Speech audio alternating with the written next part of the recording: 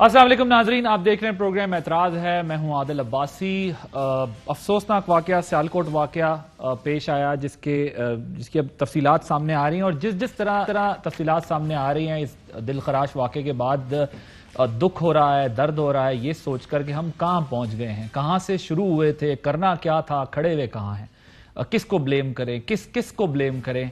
अगर आप ज़रूरत से ज़्यादा ब्लेम करें तो आप खुद भी उसी राडार पे आएंगे, उसी दायरे में आ जाएंगे, उसी जो है वो सर्कल में आ जाएंगे जिनके ऊपर इल्जामात लगा दिए जाएंगे। अगर आप सोशल मीडिया देखें तो तफरीक देखें, आपको पता चलता है कि किस किस्म की जो है वो गुफ्तगू हो रही होती है, सही क्या है, गलत क्या है। इस तमाम बहस से हम निकल चुके हैं, क्योंकि जो मैं कहता हूं वही सही है, जो मैं समझता हूं वही सही है, जो मेरा मानना है वही आखिर है, वही अव्वल है, इसके अलावा मैं किसी को मानने को तैयार नहीं हूं। ये कल्चर हम बना चुके हैं, ये बदलेगा कैसे, कौन बदलेगा, कब बदलेगा, ये सवालात हैं जो इस वक्त हमारे सामने हैं।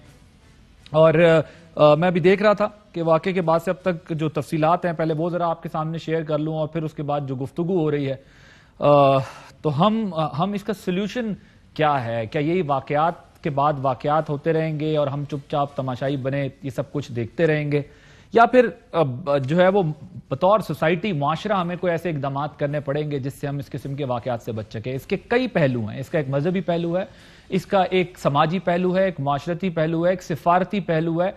इन तमाम पहलुओं पर गौर करने की जरूरत है, क्योंकि एक वाक़या महज वाक़या नहीं होता, बल्कि वो मुल्क, रियासत, इंडिविजुअल और मजहब के लिए भी जो है वो ज़ाहिर सवालात को जन्म देता है। बहुत खुशी की बात है हमारे उलमाए कराम ने आकर बहुत वाज़ेह अल्फाज में इसकी मजम्मत की। बहुत खुशी की बात है कि इस एतबार से कि कोई अगर मगर नहीं लगाई गई, ये एक बेहतर बात है। हमारे जो है वो वज़ीर आज़म, सदर, आर्मी चीफ, सियासतदान सब ने इसकी मजम्मत की। लेकिन देखना यह है कि हम अब मुस्तकिल हल क्या तलाश करें कि इस किस्म के वाक़यात से पाकिस्तान को जो है वो बचाया जा सके।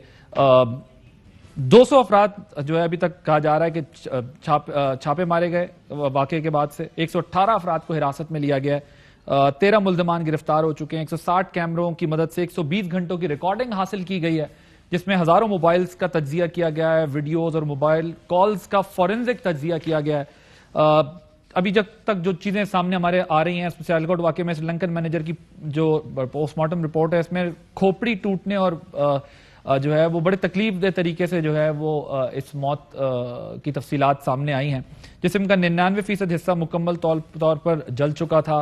प्रांता की मौत दिमाग मुतासर होने की वजह से हुई और बाजू समेत कमर और मुतादिद हड्डियां जो है वो टूट गई थी और सिर्फ एक पाँव ठीक था, बाकी जिस्म में एक हड्डी भी सलामत नहीं थी। तो ये जो है वो एक अफसोसनाक वाक़या है जिस पर पूरा मुल्क इस वक्त उदास तो है, लेकिन इसका हल क्या है कि मुस्तकबिल में ये चीज़ें ना हो। उस पर बात करने के लिए हमने दावत दी है।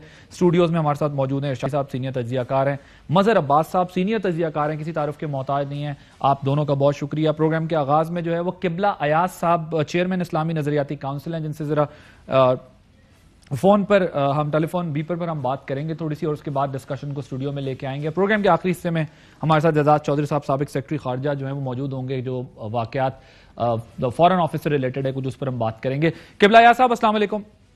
अस्सलाम वालेकुम। किबला साहब, बात बहुत हो रही है, माजी में भी ये वाकयात हुए, लोग डरते हैं, बात भी नहीं कर पाते, जो करते हैं वो भी उसी दायरे में आ जाते हैं। कहाँ खड़े हुए हम, सोसाइटी कहाँ खड़ी है? हम हुकूमतों की बात नहीं करते, हम इंडिविजुअल्स की बात नहीं करते, माशरा कहाँ खड़ा हुआ है?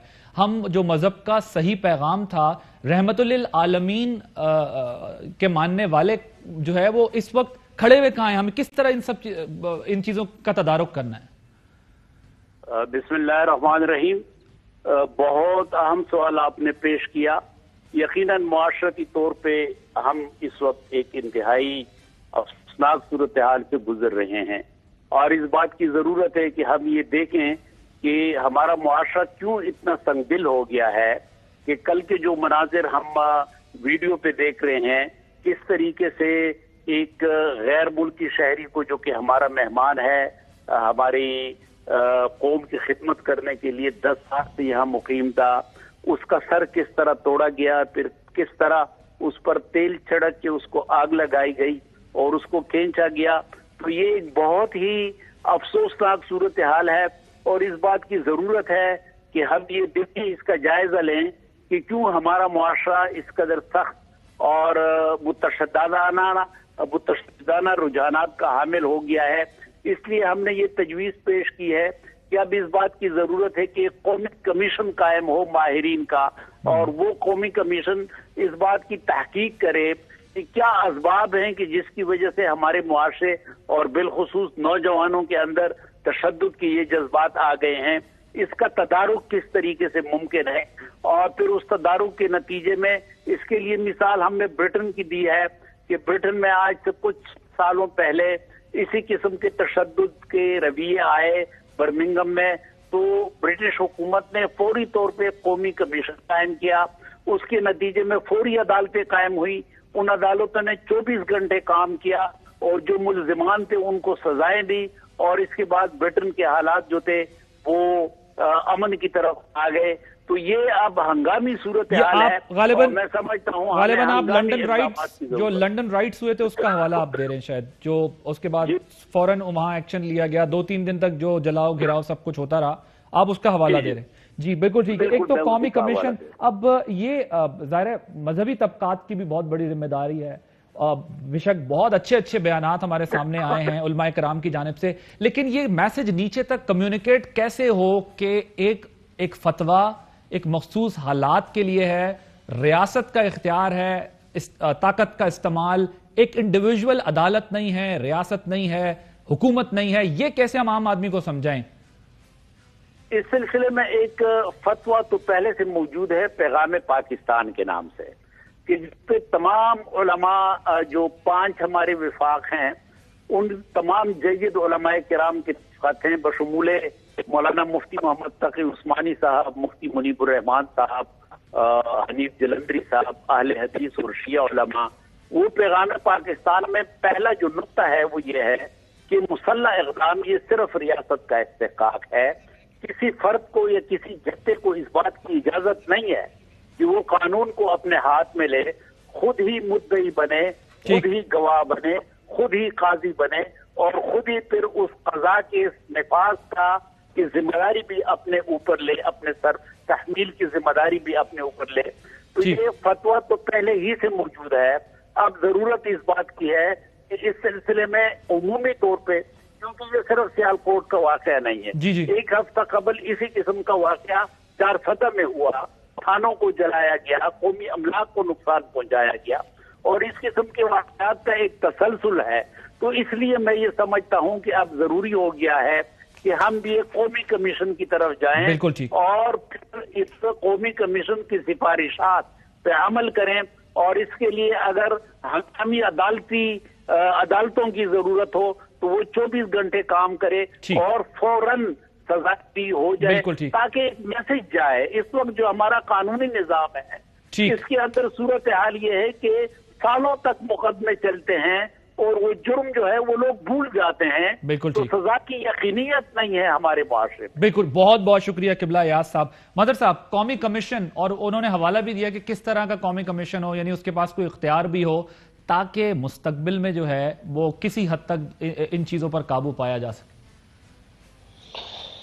جی بہت بہت شکریہ عادل. دیکھیے بالکل قبلہ ایاز صاحب درست فرما رہے ہیں, مگر ایک کمیشن آلریڈی بنا ہوا ہے, اگر آپ کو یاد ہو, جو اقلیتوں کے حوالے سے بنا تھا, اور وہ ڈاکٹر شعیب سرل 1 مین کمیشن ہے, اور اس کا بیک گراؤنڈ یہ تھا کہ 2013 میں پشاور میں ایک چرچ پر حملہ ہوا تھا.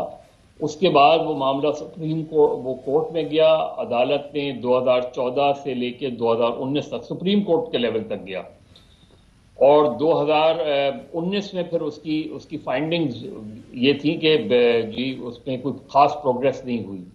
تو پھر سپریم کورٹ نے ہی 2019 میں 1 مین کمیشن بنایا تھا, اور اس کے ٹرمز آف ریفرنس بھی موجود ہیں, جس میں hate material, hate speech, minorities کو کس طریقے سے جابس کوٹا مائنورٹیز کا, وہ پوری اس میں ججمنٹ بھی موجود ہے, اور ججمنٹ میں یہ بھی لکھا ہوا ہے کہ کوئی پروگریس نہیں ہوئی 4 سال میں.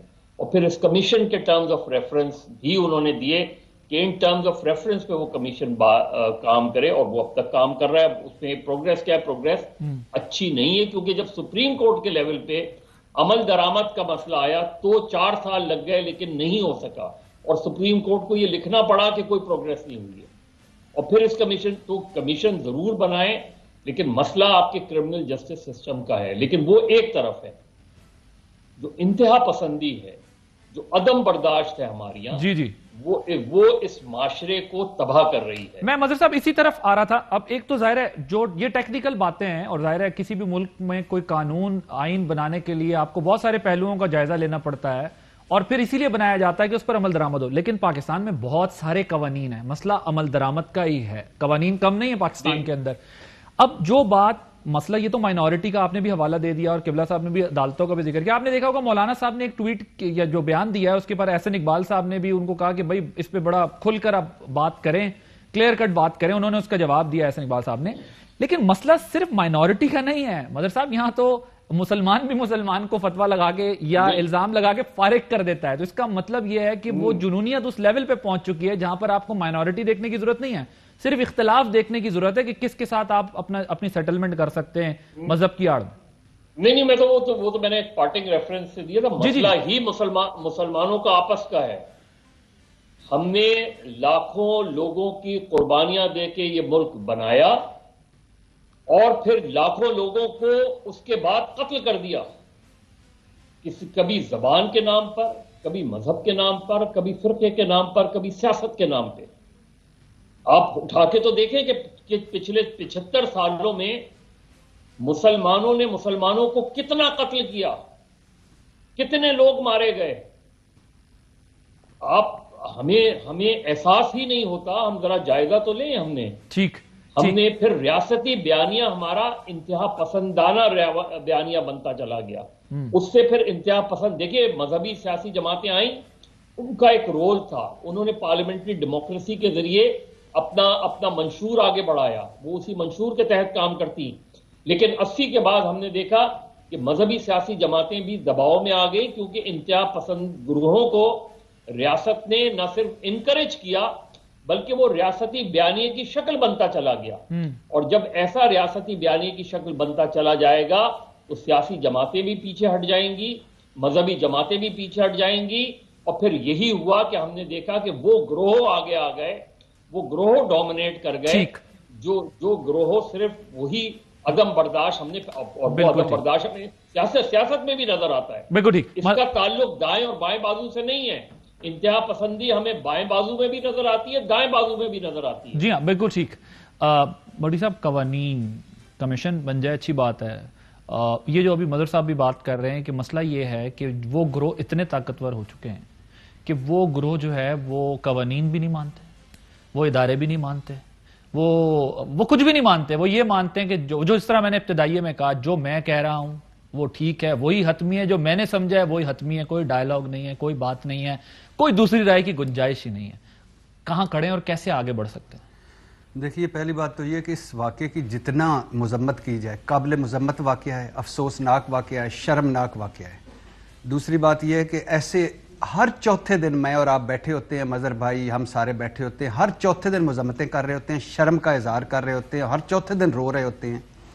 آج مجھے پتہ نہیں کیوں دل کر رہا ہے کہ کاش ہماری پوری 22 کروڑ قرآن ترجمے کے ساتھ پڑھ لیتی، قرآن سمجھ کے پڑھ لیتی کہ ہمارا اللہ ہمیں کیا کہہ رہا ہے۔ کاش ہم سب کو اسوہ حسنہ رسول اللہ صلی اللہ علیہ وسلم، جن پر میری اور آپ سب کی، ہم سب کی جان قربان، انہوں نے کیا فرمایا ہے، کاش ان کی کوئی چند سنتیں، چند قول، ان کی زندگی ایک مرتبہ صرف پڑھ لی ہوتی۔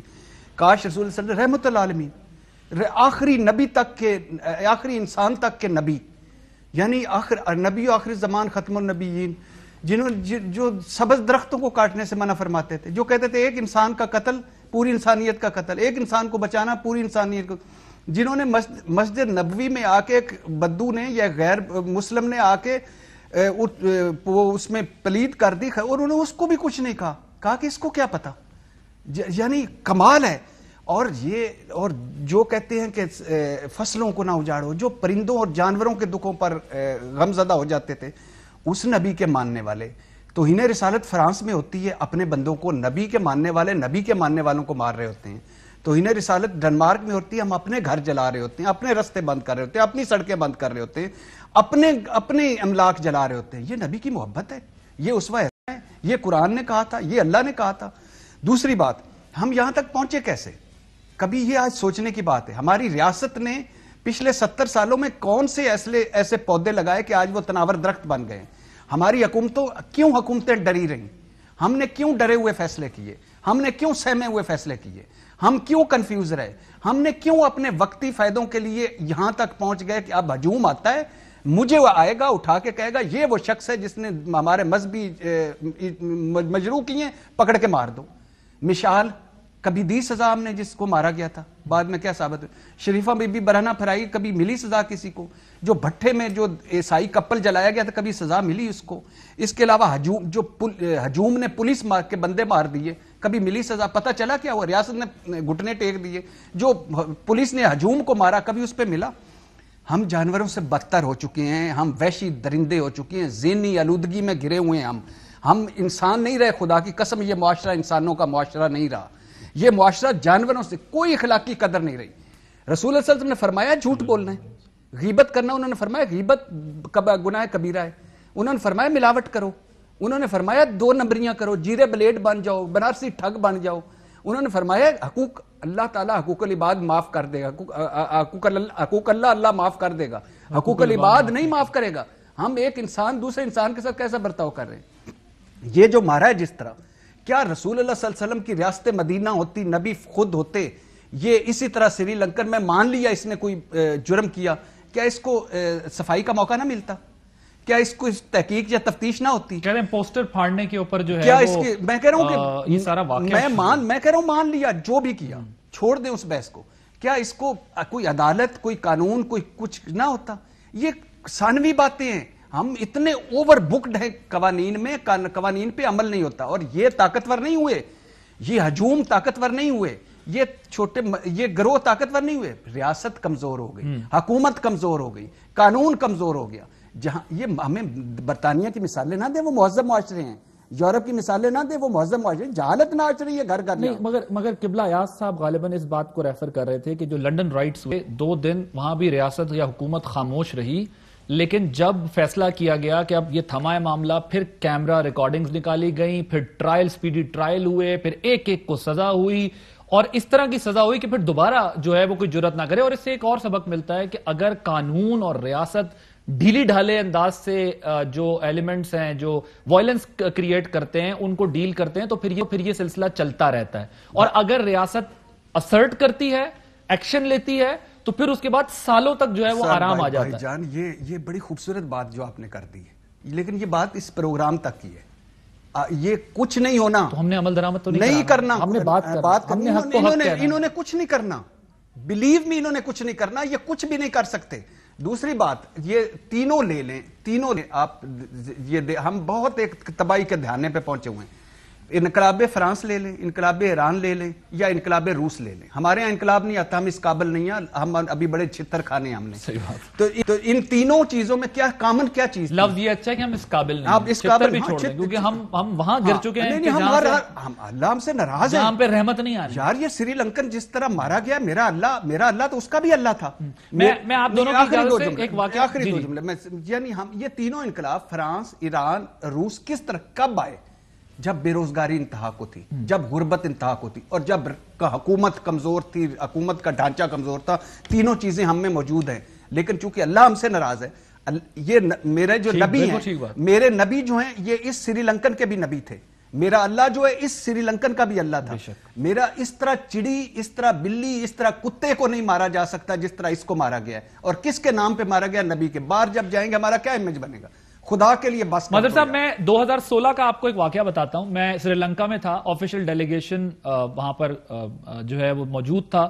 تو وہاں پر سری لنکنز کی جو والہانہ پاکستانیوں سے محبت تھی, جس نے مجھے بڑا متاثر کیا. ہمارے کرکٹرز کے ساتھ ان کی محبت, وہ وہاں پر ایک عام ٹیکسی ڈرائیور, وہ عام بندہ, وہ پاکستان کے لیے بڑے خاص ان کی ایک محبت. وہ ایک ظاہر اس کا ایک پس منظر بھی ہے, ہم ان کے لیے, وہ ہمارے لیے جس طرح کھڑے ہو رہے ہیں, چلے آ رہے ہیں. سری لنکن ٹیم پہ اٹیک ہوا, اس کے باوجود اس ملک نے ہمارے ساتھ اپنے معاملات جو ہے وہ بہتر رکھے. اس کے علاوہ اور کئی واقعات ایسے جو ہے وہ ہوتے ہیں. اب میں خود بھی حیران ہوں, کیونکہ میں نے بات کی صرف مسئلہ مذہبی نہیں ہے, صرف مسئلہ سماجی نہیں ہے, یہ ملک کی سطح پر بھی ایک ایسا ڈیمیج ہے. ٹھیک ہے, وزیر اعظم نے کال کی ان کے صدر کو, بات کی, سب کچھ کیا ہوگا, لیکن اس وقت وہاں کیا فیلنگ ہوگی ہمارے لیے؟ ٹھیک ہے ہم جتنی مذمت کر لیں کچھ کر لیں، لیکن وہاں اس وقت ہمارے لیے کیا جذبات ہوں گے کہ ہم تو پاکستان جیسے ملک کے بارے میں یہ رائے رکھتے ہیں یا یہ ایسا سوچتے ہیں، اور آج ہم کہاں کھڑے ہیں؟ میرے پاس الفاظ نہیں ہیں. I don't know how to explain this. بس میں نے آپ کے سامنے ایک پس منظر رکھنے کی کوشش کی کہ جتنا پیار محبت ان لوگوں نے دی اور جتنا وہ پاکستانیوں سے پیار کرتے ہیں، آج کس طرح وہاں مطلب کسی بھی دشمن کے لیے آسان ہوگا یہ سمجھانا کہ دیکھو یہ کرتے ہیں. عادل میں بھی جا چکا ہوں، میں وہ انٹرنیشنل جرنلسٹ فیکٹ فائنڈنگ اس میں گیا تھا جب تامل اور سینالیز کا بہت زیادہ جھگڑا چل رہا تھا. جی جی. اور تامل اور سینالیز جرنلسٹ بھی بہت ڈیوائیڈڈ تھے، تو وہ جو بہت سے کیسز تھے ان کو ہم اس کو پروو کرنے گئے تھے. اور بالکل آپ نے درست کہا، بہت ہی سادہ لوگ ہیں. یعنی ایون میں نے ریسٹورینٹس میں دیکھا کہ لوگ ہاتھوں سے دال چاول کھاتے ہیں، جو بھی ان کے کھانا وانے کا اسٹائل تھا. تو وہ بہت ہی ڈفرینٹ قسم کے میرے خیال میں. اور آپ کو یاد ہے کہ ایک پیریڈ آیا تھا اس کے بعد جب یہ تامل ایشو ہو گیا تھا، اور پاکستانیوں کو تاملز جو ہے یہ سسپیکٹ کر رہے تھے کہ پاکستانیوں نے جو گورنمنٹ کی اس وقت کی گورنمنٹ کی مدد کی اور کی تھی مدد، انہوں نے بھی ہماری مدد کی تھی. اس وقت سری لنکا میں بھی کچھ ایسے واقعات ہوئے تھے، اور یہ وہاں کا جو ایکسٹریمسٹ ایلیمنٹ ہے وہ ضرور اس چیز کو ایکسپلائٹ کر سکتا ہے. اس لیے کہ وہاں جو مسلمان رہتے ہیں ان کے لیے مشکلات کھڑی ہو سکتی ہیں. اس چیز کا میرے خیال میں تو فارن منسٹر، کیونکہ وہ اکثر فارن ٹورز پہ رہتے ہیں، تو انہیں ضرور جانا چاہیے تھا. میرا خیال ہے انہیں فوری طور پہ ادھر جانا چاہیے تھا. ادھر آ کے ان کی جو ہے مسز سے ملنا چاہیے تھا جو ہیں یہاں.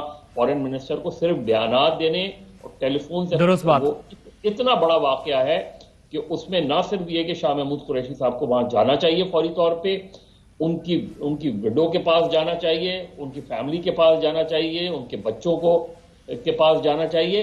یہ چیز ایک بہت ہی امپورٹنٹ ہوتی ہے ایک ایسے، کیونکہ یہ نارمل ایک کلنگ نہیں ہے، یہ بربریت ہے. اس کو محض مرڈر ہم نہیں کہہ سکتے، یہ بربریت کا بہت ہی ہلا دینا والا واقعہ ہے. اس لیے اس کے ریپرکشنز، جو میں کل سے یہ بات کہہ رہا ہوں کہ اس کے جو بین الاقوامی اثرات ہیں اس کا شاید ہمیں اندازہ نہیں ہو پا رہا. سر میں اسی بات کو آپ نے ایک مخصوص وقت کی حالات کی بات کی، ویسے مجھے بریک لینے کا کہا جا رہا ہے، لیکن میں اسی کانٹیکس میں آپ کے سامنے یہ بات رکھنا چاہ رہا تھا کہ جب آپ جانتے ہیں، ہم سب جانتے ہیں جو آفیشلی وہاں وزٹ کر چکے ہیں یا جو ہماری گورنمنٹس ہیں وہ جانتی ہیں کہ کتنے پریشر میں سری لنکا پاکستان کے ساتھ اپنے تعلقات کو مینٹین کرتا ہے انڈیا کے دباؤ کے باوجود. انڈیا کی وہاں پر بہت ساری ایسی ایکٹیویٹیز ہیں جس کی وجہ سے وہ پریشر میں بھی رہتے ہیں، لیکن پھر بھی وہ پاکستان کے ساتھ اپنی ریلیشن شپ بلڈنگ میں جو ہے وہ کوئی کسر نہیں اٹھا رکھتے. لیکن اس کے باوجود اس قسم کے واقعے کا ہونا، صرف میں بار بار جو آپ بھی بات کہہ رہے ہیں میں بھی کہہ رہا ہوں، اس کا صرف مذہبی یا معاشرتی معاملہ نہیں ہے، یہ ایک سفارتی معاملہ بھی ہے جس کو بہت دھیان سے احتیاط سے آگے لے کے چلنے کی ضرورت ہے کہ جس کی ایکسپلائٹیشن ہو سکتی ہے. ایک بریک کے بعد اس پہ مزید بات ہو. Welcome back. بٹی صاحب، ایک تو جو ہم ابھی بات کر رہے ہیں اس کا آپ کی امپیکٹ آئے گا ڈپلومیسی کے اوپر بھی، اس کو بھی کور کریں. مظہر صاحب کا یہ خیال ہے کہ ہمارے فارن منسٹر فورن وہاں پر جائیں اور ان کی داد رسی کریں. ایک دوسری چیز یہ ہے کہ پولیس کی بھی آپ نے دیکھا کچھ فوٹیجز، پولیس والے بہت کم تعداد میں جب یہ واقعہ ہوا اس طرح کا، اور پھر اس کے بعد پولیس اب ظاہر ہے کافی ایکٹیو ہے. پولیس کے پاس کتنی کوئی سپیس ہے اس قسم کے واقعات میں؟ جب آگے جاتے ہیں پھر کیا ہوتا ہے؟ You know that. اچھا، پہلی بات تو یہ کہ یہ بالکل مظہر بھائی بھی ٹھیک کہہ رہے ہیں اور آپ نے بھی بالکل ٹھیک کہا. جو ہمارا باہر تاثر جا رہا ہے، جو امیج جا رہا ہے، وحشیوں کی قوم، درندوں کی قوم، جانوروں کی قوم، کوئی قانون نہیں، کوئی حکومت نہیں، کوئی ریاست نہیں. ہم اپنا امیج، ہم مظہر صاحب اگلے دن بات کر رہے تھے، ہم بات کرتے ہیں بھارت میں کیا انتہا پسندی ہو رہی ہے، مقبوضہ کشمیر میں کیا ظلم ہو رہے ہیں، فلاں جگہ کیا ظلم ہے. اور اپنے یہاں بھی تو دیکھو نا، کبھی آپ چیف جسٹس کے چیمبر میں توڑ پھوڑ کر رہے ہوتے ہو، کبھی ہائی کورٹ کی شیشے توڑ رہے ہوتے ہو، کبھی بندے پولیس مار رہی ہوتی ہے، کبھی پولیس بندے مار رہی ہوتی ہے، کبھی آپ زندہ جلا رہے ہوتے ہو، کبھی سڑکوں پہ دن دہاڑے قتل کر رہے ہوتے ہو. تو یہ امیج کیا جائے گا ایز اے بحثیت قوم؟ پھر کہتے ہو کہ ہمارے یہاں کھیل کے میدان کیوں آباد نہیں، پھر کہتے ہو دنیا مہذب دنیا ہم سے رابطہ کیوں نہیں کرتی، پھر کہتے ہو کہ ہمیں ہماری بار کوئی عزت کیوں نہیں. اور یہ ذہن میں رکھیں کہ انڈین لابی کے سٹرونگ ہونے کے باوجود سری لنکا آپ کے ساتھ بہترین تعلقات اپنے مینٹین کرنے کی کوشش کرتا ہے. سوچئے کہ بھارتی میڈیا اس کو کس طرح اچھال رہا ہوگا، اور بھارت تو سفارتکاری میں کیا کمال وہ جھوٹ کو سچ ثابت کر دیتا ہے. یہ تو سچ ہے. تو دوسری بات اس میں، حالانکہ پولیس کو ثانیہ ماڈل ٹاؤن کے بعد اور اب جو پولیس کا ہر مظاہرے میں، ہر دھرنے میں، ہر لانگ مارچ میں جو حال ہو چکا ہے نا، اس کے بعد مجھے تو ان کو لگتا تھا کہ یہ سارے ان کو چھٹی کر جانا چاہیے، ریزائن کر جانا چاہیے. جس طرح بندے مروا کے بیچارے وہ اینڈ پہ ریاست گھٹنے، حکومت گھٹنے ٹیک دیتی ہے، وہ کھڑے رہتے ہیں. لیکن اس میں پھر بھی انہوں نے 24 گھنٹوں میں پنجاب پولیس کو کریڈٹ دینا چاہیے کہ انہوں نے 118 لوگوں کو اس پورے موب میں سے پکڑا، پھر ویڈیو فوٹیج اور ثبوتوں کے ساتھ 13 مین ملزمان کو پکڑا، پھر فیکٹری اور مزید فیکٹریوں کو جو آگ لگانے جا رہے تھے ان سے بچایا، پھر سائنٹیفک طریقوں سے اس کی تحقیق کی، اور پھر ان صرف 24 گھنٹوں میں انہوں نے اتنا کچھ کیا، سارا کچھ اس کو لے کے آئے اور ابھی بھی کام کر رہے ہیں. لیکن ہم اکثر بات کرتے ہیں یہ نظام بدبودار ہو چکا ہے، یہ نظام بوسیدہ ہو چکا ہے، یہاں نظام انصاف نامی کوئی چیز نہیں ہے. یہ طاقتور اور پیسے والے کا معاشرہ ہے. عدالتیں اور ہم سارے انہی کو ریلیف ملتا ہے، غریب آدمی کی کوئی سنوائی نہیں. میری دعا ہے کہ یہ کیفر کردار تک پہنچے، لیکن آپ دیکھ لیجئے گا کوئی بھی اس مرتبہ بھی کیفر کردار تک نہیں پہنچے گا. چھوٹ جائیں گے. اتنے قانونی سکم ہیں، اتنی بھولیاں ہیں، اتنے پیچھے پریشرز ہیں کہ ان ساروں نے چھوٹ جانا ہے اور ان پہ پھول پتیاں پھینکی جائیں گی، ان کو ہیرو بنا کر پیش کیا جائے گا اور انہیں سر پر بٹھایا جائے گا، اور پھر ایک اور واقعہ، پھر ایک اور ثانیہ، پھر ایک اور حادثہ. اور یہ پاکستان بیچارہ جو ہے جنہوں نے قربانیاں دی تھی وہ آج ہمارا حشر دیکھتے نا ہمارا، تو وہ کہتے کہ کس کے لیے ملک بنایا تھا ہم نے؟ ان لوگوں کے، ان جانوروں کے لیے ملک بنایا تھا. مظہر صاحب، یہ بھٹی صاحب نے جو بات کی ہے واقعی کہ ہمارے آباء و اجداد نے جو قربانیاں اس ملک کے لیے دی تھیں، جو تکلیف کاٹی تھی، واقعی اگر کہیں بیٹھے دیکھتے ہوں گے تو کیا دیکھتے ہوں گے کہ کس نہج پہ ہم سب اس ملک کو پہنچا چکے ہیں. ہم سب کی ذمہ داری ہے. لیکن مظہر صاحب، یہ جو بات کر رہے ہیں بھٹی صاحب بھی کہ واقعی اس طریقے سے جو ہے وہ کیس نہیں چل پاتے، پھر چھوٹ جانا، پھر مطلب یہ آگے بھی یہی کچھ دیکھنے کو ملے گا، ہمیں اسی طریقے سے دیکھنے کو ملے گا. دیکھیے عادل، بھٹی صاحب سے 100% اتفاق کرتے ہوئے، سیالکوٹ کی پہچان کیا تھی؟ شاعر مشرق کا شہر. سیالکوٹ کی پہچان کیا تھی؟ ایشین بریڈ مین ظہیر عباس کا شہر. سیالکوٹ کی پہچان کیا تھی؟ غلام علی کا شہر. یہ سیالکوٹ کی پہچان تھی. اور سیالکوٹ میں ابھی حال ہی میں چند سالوں میں وہاں کے جو بزنس مین ہیں، کاروبار لوگ ہیں، اپنی مدد آپ کے تحت انہوں نے وہاں ایک ایئرپورٹ بنایا، ایک بڑی اچھی ایئر لائن چلا رہے ہیں. ایک یہ امیج ہے سیالکوٹ. سر، شعیب ملک ایک ایسا کرکٹر دیا 99 سے لے کر آج تک، فٹنس دیکھیں نا تو ایک یہ امیج ہے. لیکن اب یہ سارا امیج پیچھے رہ جائے گا ایک واقعے سے، اور اس کے ہم ذمہ دار ہیں.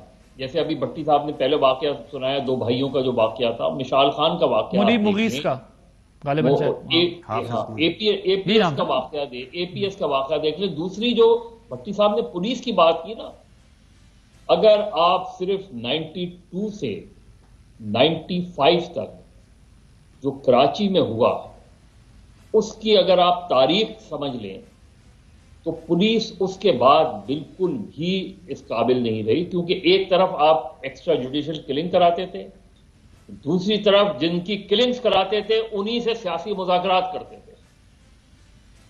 یہی چیز ماڈل ٹاؤن میں آپ اٹھا کے دیکھیں کہ ماڈل ٹاؤن میں، اور آپ جو پنجاب میں ہی، وہ بھی غالباً سیالکوٹ کا ہی تھا بھٹی صاحب، یہ جو موٹر وے ادھر وہ واقعہ ہوا تھا، یہ سیالکوٹ والے اس کے اوپر ہی ہوتا جو وہ آپ خاتون کی بات کر رہے ہیں. جی خاتون کی بات. ہاں، وہ سیالکوٹ موٹر وے کے اوپر ہی وہ چڑھنے کے لیے آتا راستہ. جی آپ پولیس نہ، ہم پولیس سیاسی مصلحتوں کا شکار ہو گئے.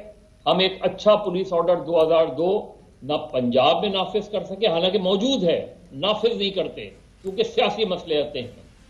ہم نے سندھ میں تو اٹھا کے ہی پھینک دیا، اور اٹھا کر پھینک کر ہم 1861 کا لے آئے تھے، بعد میں پھر تبدیل کیا، پھر ایک نیا لے آئے.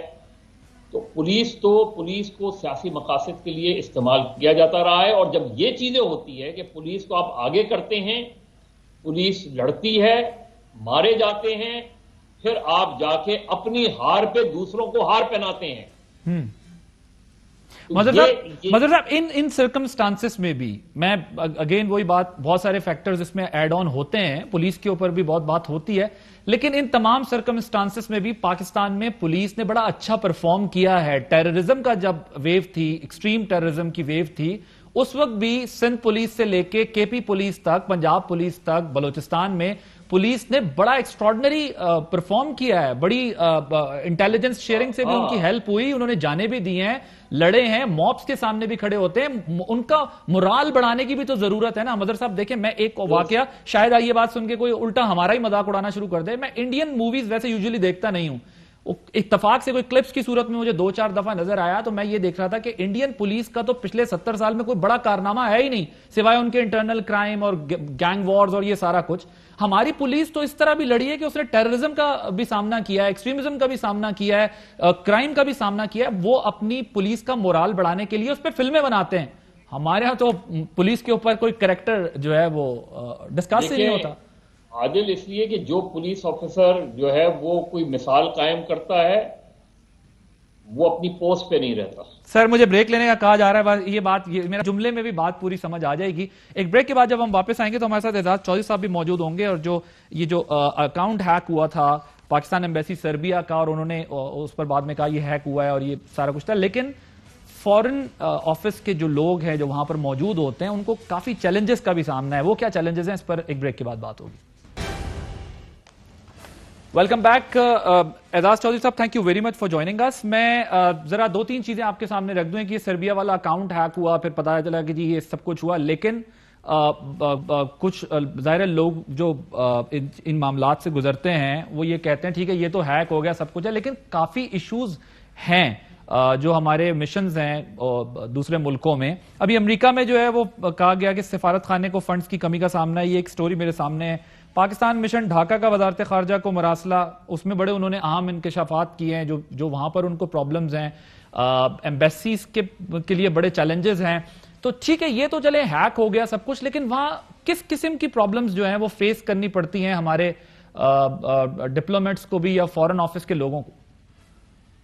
जी बस साहब, ये दो मुख्तलिफ मौज़ूआत हैं। एक तो ये कि ये जो हैक हो गया या बजटरी मामला चलते रहते हैं, कभी देर सवेर हो जाती है फंडिंग में, वो इतना इशू नहीं है। मेरी बात भी हुई है उन दोनों जगहों पर, और वजारत खारजा से भी मैंने पूछा है। मेरा ख्याल ये रूटीन की चीज़ है, लेकिन जो असल चीज़ है जिसकी तरफ आप तवज्जो दिला रहे हैं वो दुरुस्त है।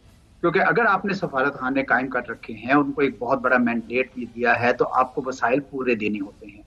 ज्यादातर मेरा यह तजर्बा रहा है कि ज्यादातर हमारे वसाइल खर्च हो जाते हैं लोगों की जो तनख्वाहों पे, और ऑपरेशनल एक्सपेंसेस कम होते हैं। अब हम काम तो उनसे बड़ा बड़ा लेना चाहते हैं। हम चाहते हैं कि अमेरिका और यूरोप में जो पाकिस्तान के खिलाफ लॉबीज हैं उनका भी मुकाबला करें। हम चाहते हैं कि एशिया में और अफ्रीका में यानी मंडियां भी ढूंढें अपने प्रोडक्ट्स के लिए। तो काम बड़े बड़े लेना चाहते हैं, लेकिन वसाइल बहरहाल महदूद हैं। तो लेकिन साथ ही साथ हमारे यहाँ ये भी कॉन्शियसनेस है, हमारे सारे मिशंस में कई सालों से उनके फॉरेन अलाउंस भी नहीं बढ़ाया।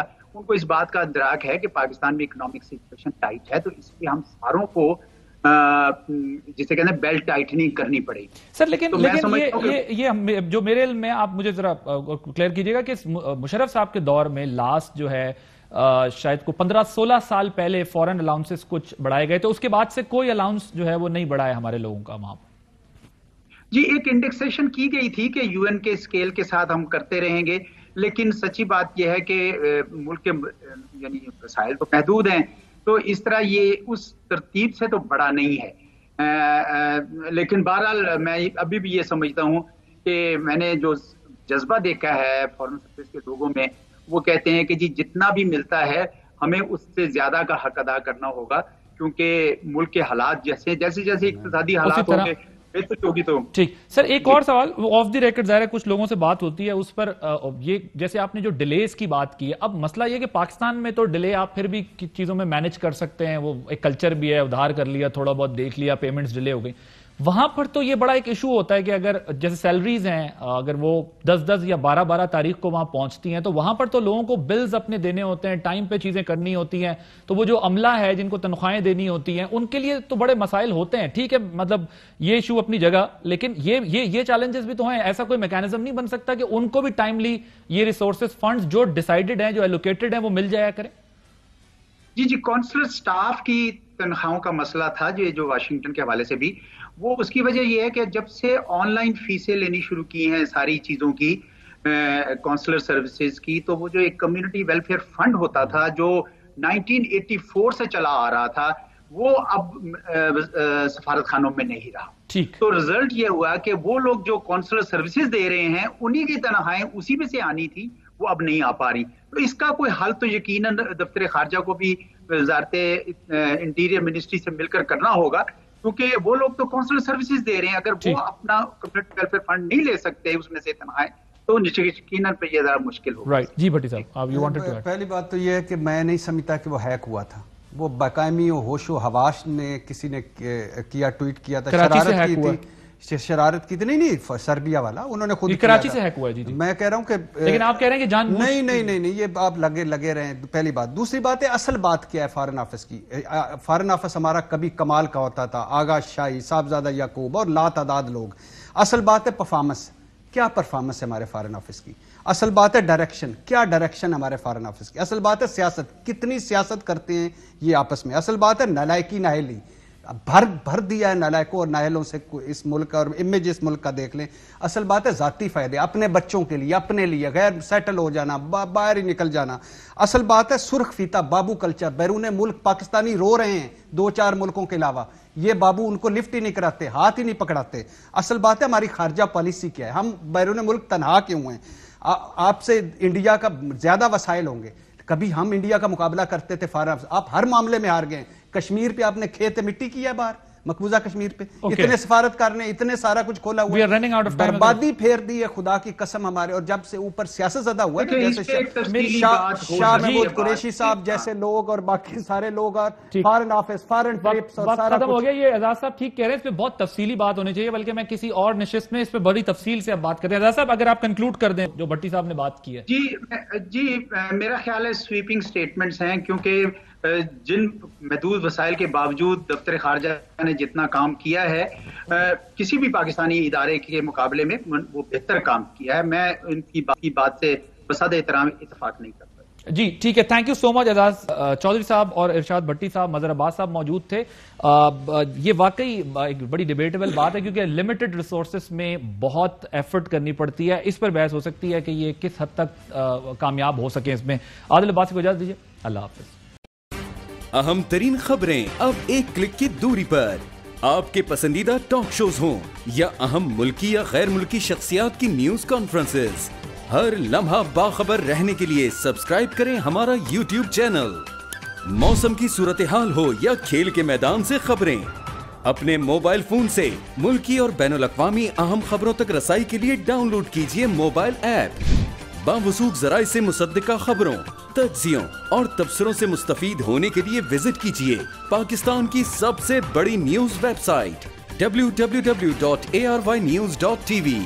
इन सब के अलावा पाकिस्तान का सबसे बड़ा फेसबुक पेज हो, सबसे बड़ा न्यूज इंस्टाग्राम अकाउंट या फिर ट्विटर, ARY न्यूज पहुंचा रहा है खबरें सबसे पहले आप तक, ताकि आप रहें हर लम्हा बाखबर।